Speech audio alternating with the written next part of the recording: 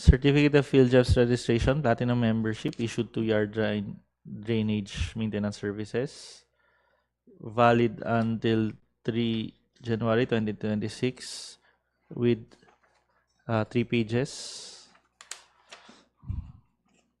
And Annex A, list of eligibility documents, DTI certificate with expiration date January 8, 2029, mayor's permit, expiration date 31 December 2025, tax clearance, expiration date. Statement of the bidder, single largest completed contract. Statement of single largest completed contract, signed, submitted. Special pick-up license in case of joint ventures. Not applicable. Original copy of bid security, if in the form of a surety bond, submit also a certification issued by the Insurance Commission, or original copy of notarized bid securing declaration. Bid security in the form of bid securing declaration, signed and duly notarized, submitted.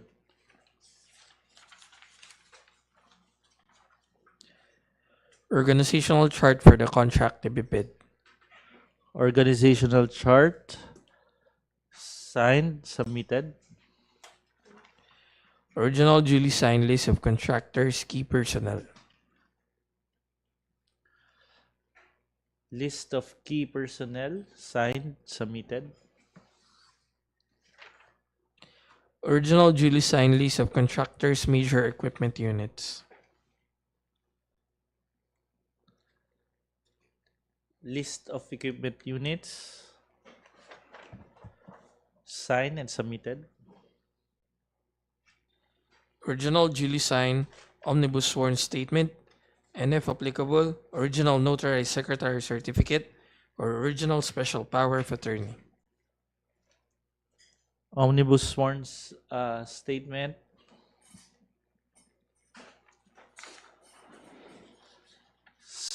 signed and duly notarized, submitted.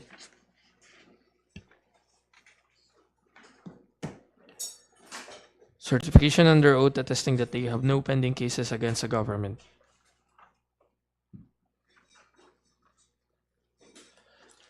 Certificate of no pending case against the government.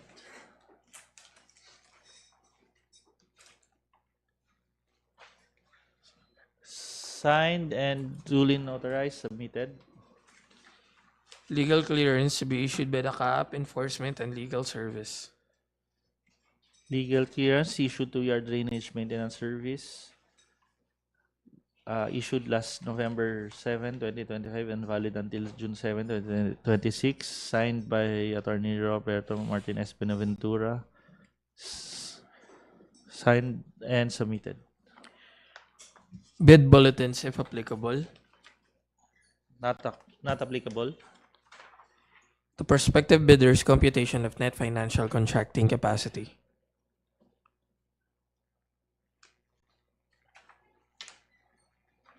NFCC in the amount of 4,216,972,375 pesos. Signed and submitted. If applicable, a duly signed joint venture agreement. Not applicable. That's all for the technical component, Mr. Chair. The technical component of Yard Drainage Maintenance Services is initially rated as pass.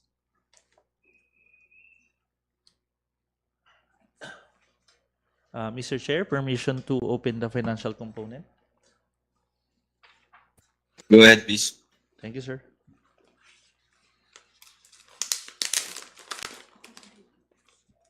Okay.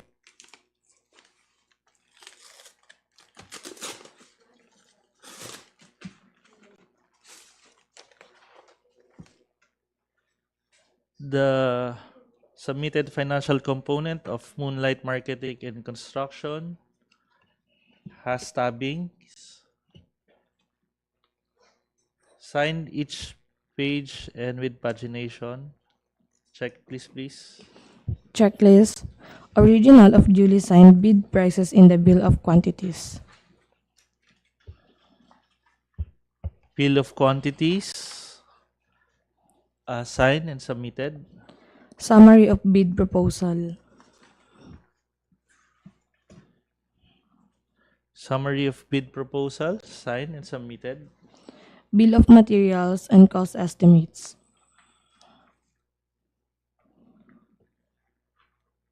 Bill of materials signed and submitted. Summary sheet indicating the unit prices of construction materials. Summary sheet of unit prices of materials signed and submitted. Summary sheet indicating the unit prices of labor. Summary sheet for unit prices of labor signed and submitted. Summary sheet indicating the unit prices of equipment. Summary sheet of unit prices of equipment signed and submitted. Cash flow by quarter and payment schedule. Cash flow by quarter and payment schedule signed and submitted. Original of duly signed and accomplished financial bid form. Bid form accomplished and signed by Miss Celine Joy Esguerra Ferrer with bid amounting to 5,030,954 pesos and 25 centavos. 5,030,954 pesos and 25 centavos with no discount.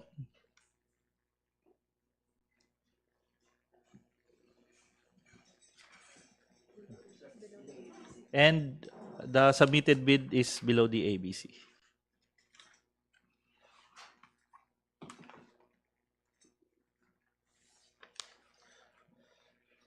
The next financial component from your drainage maintenance services.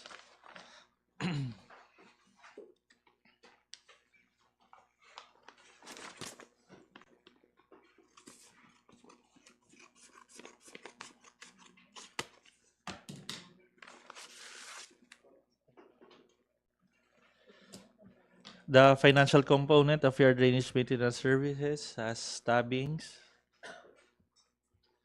signed and with pagination each page. Check this, please. Checklist. Original of duly signed bid prices in the bill of quantities.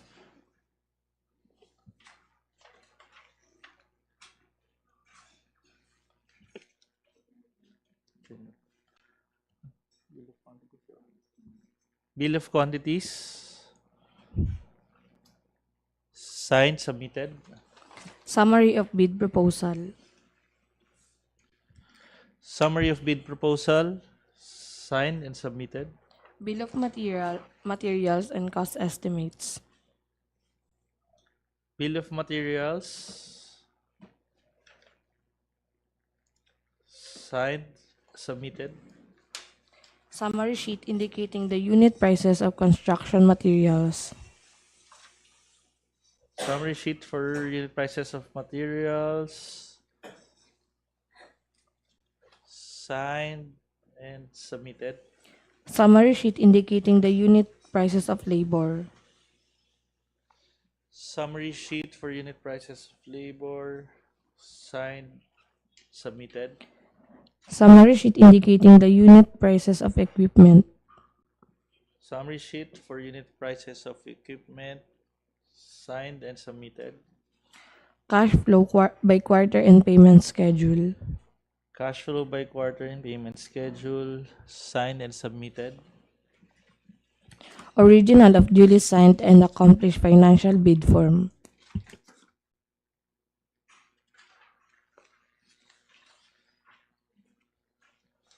Bid form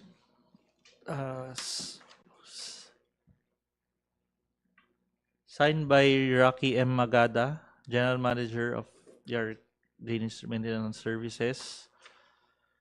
with a bid amounting to 4,545,925 pesos. 4,545,925 pesos, and with no discount, and is below the ABC.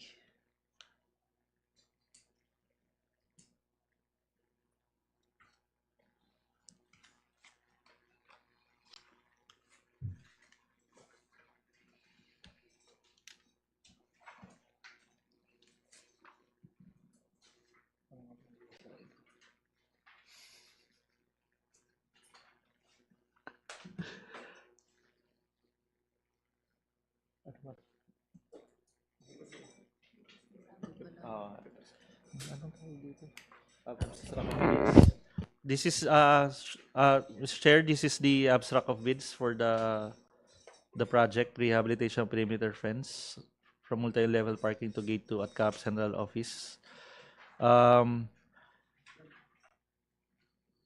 Yard Drainage Maintenance Services submitted the lowest bid of 4,545,925 pesos. And second is from Moonlight Marketing and Construction with submitted bid of 5,030,954 pesos and 25 centavos. With this, Mr. Chair, the TWG recommend for the bidders to undergo bid evaluation process to determine the completeness and any arithmetical error or omission to determine the lowest calculated bid. For your approval, Mr. Chair. All right, thank you.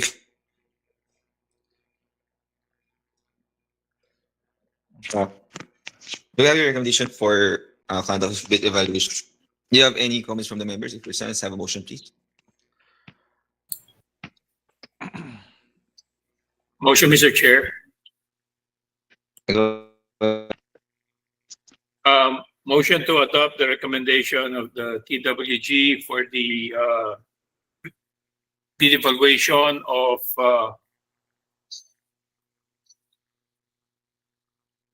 yard drainage maintenance services to determine correctness of documents. Thank you, Mr. Chair.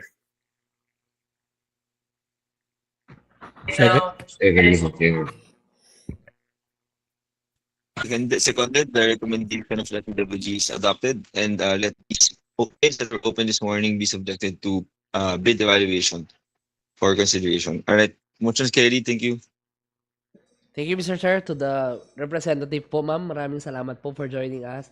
We will update you regarding the status of your bid. For now, you are excused for the rest of the proceeding po. Salamat po.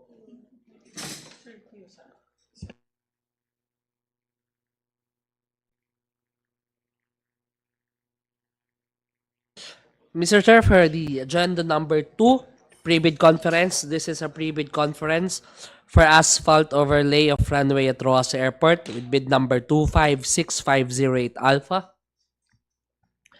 At this juncture, all interested bidders may now be admitted.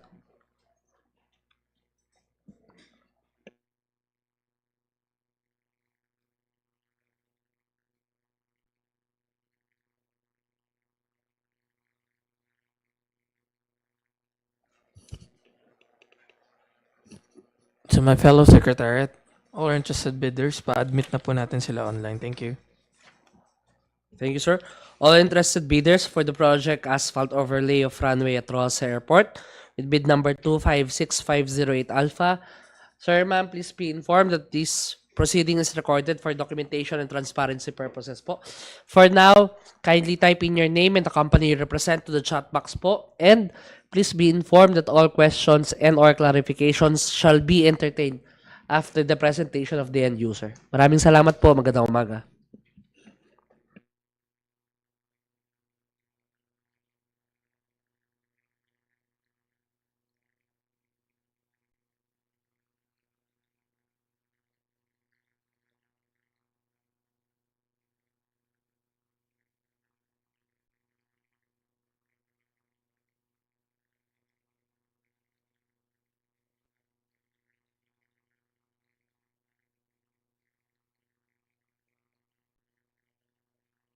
Good morning, everyone. Good morning, Mr. Chair.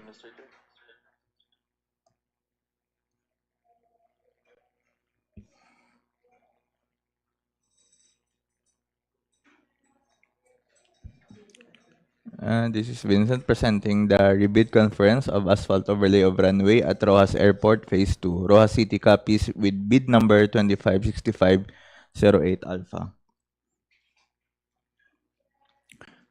With a source of fund of Civil Aviation Authority, APP 2025, with an approved budget of contract of 149,536,525 pesos and 72 centavos only. With a project duration of 90 calendar days inclusive of 19 unworkable days, with an applicable fee for bidding documents of 50,000 pesos exclusive of any taxes imposed by relevant government agencies. Bids must be duly received by the BAC Secretariat to the manual submission at the office address as indicated below on or before 9th of December 2025, 9:30 a.m. Late bid shall not be accepted. Bid opening shall be on 9th of December 2025 at 9:30 a.m. at the given address below and or GT, Zoom, Google Meet. Bids will be open in the presence of the bidder's representative who choose to attend the activity. Next is bid data sheet, bid data sheet 5.2. For this purpose, contracts similar to the project refer to the contract which have the same major categories of work, which shall be asphalting of road and or other horizontal structure. Next is 5.2b. The statement of SLCC shall be accompanied by a certificate of final acceptance issued by the owner or at least satisfactory in the contractor's performance evaluation system. In the case of contract with the private sector, an equivalent document shall be submitted.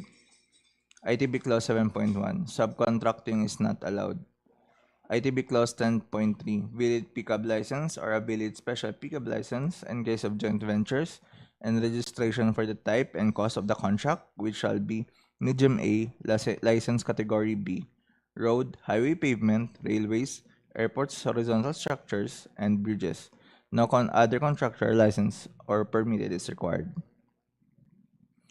Next presented to your screen is the key personnel must meet the required minimum years of experience at below. Next is ITB 10.5. This is the minimum major equipment requirements.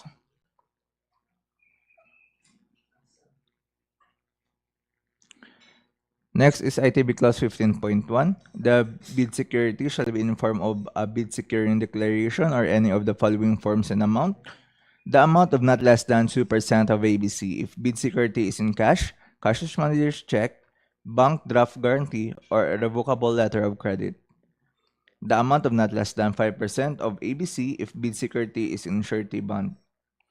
Next is ITB Clause 19.2. Partial bid is not allowed. The infrastructure project is packaged in a single lot and the lot shall not be divided into sublot for the purpose of bidding, evaluation, and contract award. The bidder with the lowest calculated bid that complies with and is responsive to all the requirements and conditions shall submit it updated village PILGEP certificate of registration, latest income and business tax return filed through the electronic filing and payment system, key personnel licenses, updated status of all ongoing contracts, including contracts awarded but not yet started, issued by the government agency or private concern. Failure to submit any of the post-qualification requirements on time or a finding against the veracity thereof shall disqualify the bidder for award.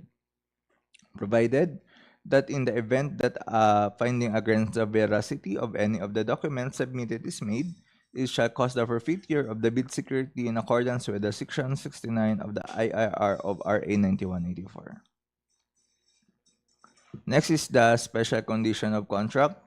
In addition to the performance security, winning bidder shall submit its contractor all risk insurance or carry prior to the signing of contract.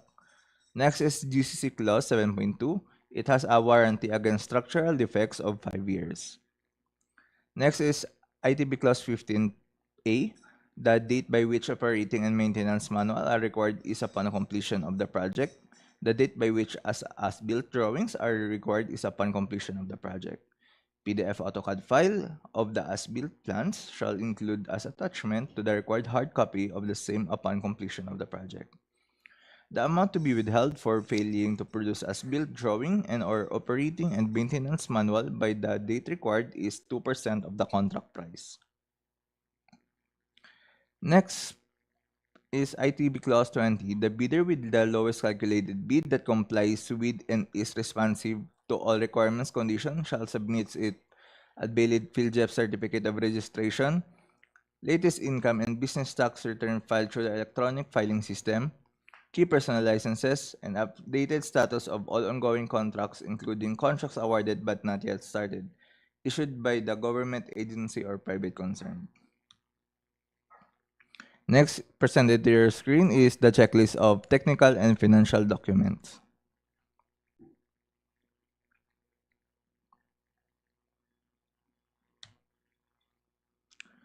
Next, presented to your screen is the airport layout plans, the airport topographic plan,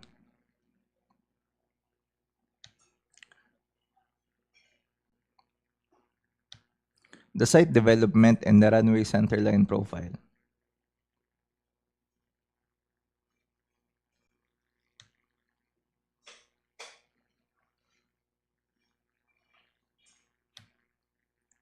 Next, for the scope of work. The detail of work are best enumerated below, but be noted that the contract includes all work and services, although not specifically mentioned herein, but are needed to be fully completed the project.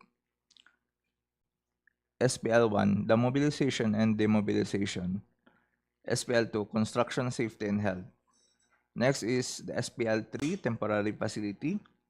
Under it is the staff house, service vehicle. Next is SPL3, project billboard signboard. Next is removal and disposal of existing asphalt pavement with a total coverage area of 9,720 square meter. Next is removal of this and disposal of temporary transition with a coverage area of 13,905 square meter. Next is emulsified asphalt tack coat CRS1 with a total coverage of 32 metric ton. Next is asphalt mixed pavement with a total volume of 9,210 metric ton. Next is runway marking with a total coverage area of 4,105.10 square meter. Next is the general provision. All scope of work for the project must be in accordance with approved plans and specification. Quality and types of materials must be approved by the CAAP project in charge. Provision for staff house and services, vehicles, and other materials, devices, and equipment under special item or temporary facilities shall not include in the OCM and the contract price. The contractor shall be responsible in providing safety perimeter fence or security fences, personal protective equipment for staff and workers on site while construction is ongoing. Safety reports should be prepared regularly. The contractor shall be responsible for all laboratory, material testing, building and safety permits, environmental clearance from the DENR, other necessary permits, and survey instrument necessary in the project implementation. These expenses shall be incorporated in the contractor's overhead cost and shall not be considered as pay item.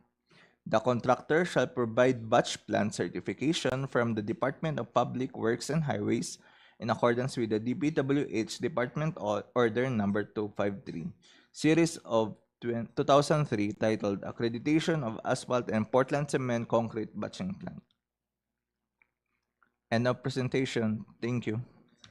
Thank you, sir. At this point, the floor is now open for any questions or clarifications our interested bidders wants to raise regarding the presented project. A gentle reminder lang po na kindly state your name and the company you represent prior raising your concern.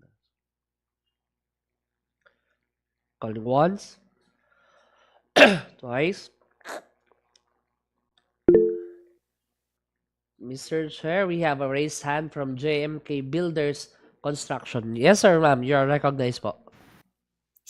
Hello, sir. Good morning. From JMK Builders, I'm Jelly Flor Estores.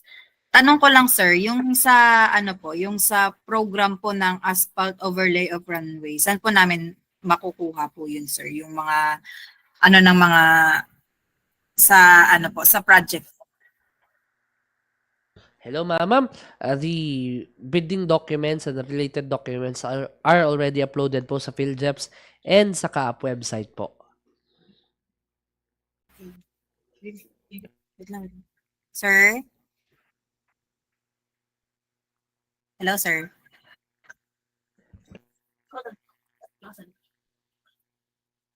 Hello po. Hello, Hi, ma'am. sir. Hello, ma'am. Yes po. Ah. Ma'am, the files are uploaded po sa PhilJeps and sa CAAP website po.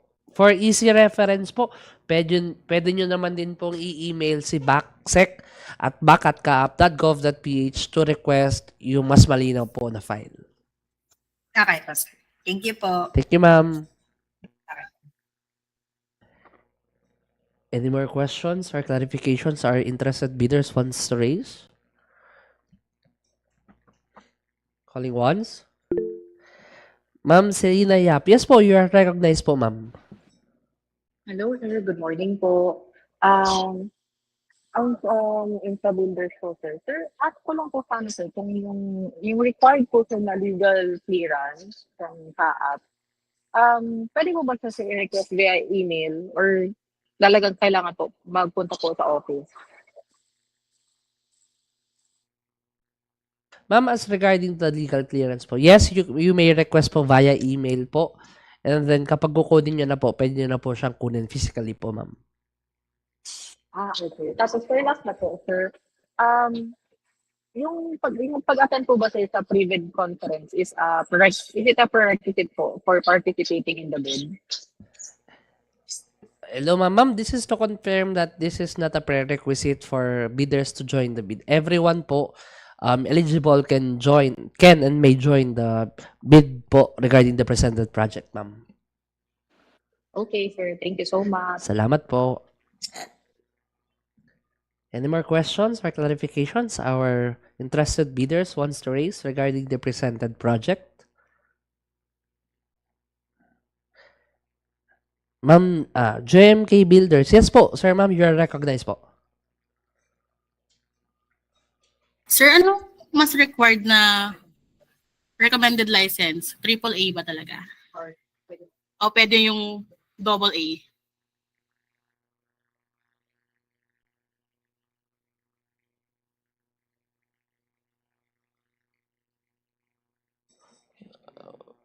Ma'am, minimum of medium A license category B, as you can see on the screen po. Okay, sir. Thank you. Salamat po. Any more questions? Calling once. Twice. Thrice. All right. Mr. Chair, just a gentle reminder lang po. Any questions or clarifications not raised today may still be raised in writing, addressed to the BAC through the BAC Secretariat 10 days before the scheduled bid opening as prescribed in the published bidding documents. With that, Mr. Chair, that concludes our pre-bid conference for the asphalt overlay of the runway at Roxas Airport with bid number 256508 Alpha. All interested bidders are now excused and may now leave the